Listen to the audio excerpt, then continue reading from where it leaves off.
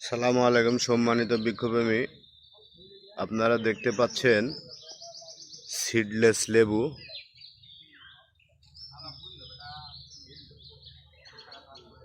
এদিকে লেবু ধরে আছে এবং ফুল।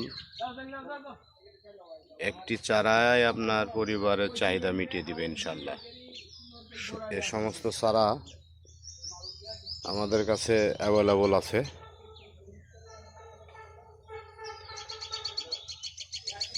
আর এই বর্ষাতে অবশ্যই সবাই গাছ লাগাবেন, বেশি বেশি গাছ লাগাবেন। পরিবেশের প্রাকৃতিক ভারসাম্য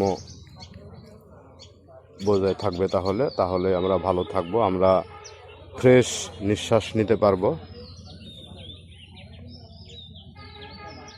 ছোট ছোট গাছ, সবগুলো চারাই কলমের, ফুল ফুটে আছে। এই পাশে দেখতে পাচ্ছেন 12 মাসি পেয়ারা, এভাবেই 12 মাস ফল দিবে।